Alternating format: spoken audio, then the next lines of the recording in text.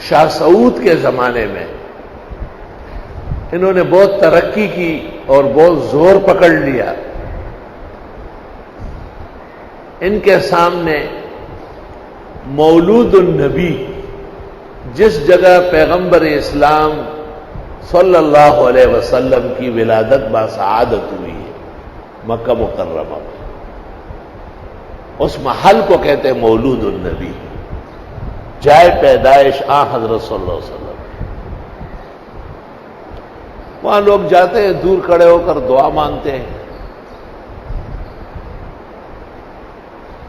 تو انہوں نے اس کو مسمار کرنا چاہا. عقل مندوں نے کہا عالم اسلام خفا ہو جائے گا، نئے نئے زمانہ ہے. فیصلہ یہ ہوا کہ علماء عجم کو بھی دعوت دی جائے، اور وہ یا تو علم کم رکھتے ہیں یا عربی نہیں جانتے، چپ بیٹھے رہیں گے، ہم کہہ دیں گے کہ فیصلہ متفق ہوا کہ یہ ہٹا سکتے ہیں شرک سے بچنے کے لیے. چنانچہ ایک خبر دارالعلوم دیوبند کو بھی آئی اور ان کو مدعو کیا کہ اپنے سربراہ محدثین کو بھیجو کہ جواب دے کہ مولود النبی کو ہٹا سکتے ہیں.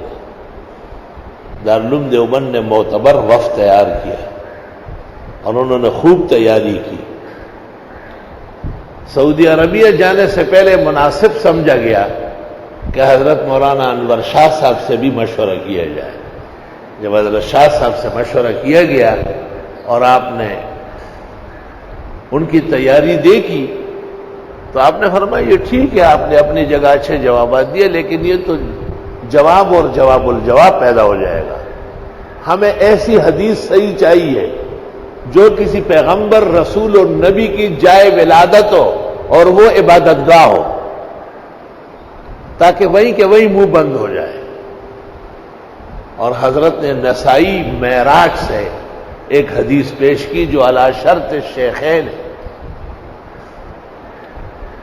اس میں ہے کہ جب حضرت صلی اللہ علیہ وسلم کو جبریل لے کے حرم شریف سے آسمانوں پر لے جا رہے تھے تو پہلے فلسطین شرق لے گئے، بیت المقدس، اور فرمایا کہ یہاں 2 رکعت پڑھ لے، یہاں مریم بی بی پیدا ہوئی ہے، اور یہاں 2 رکعت پڑھ لے، یہاں عیسیٰ متولد ہوا ہے.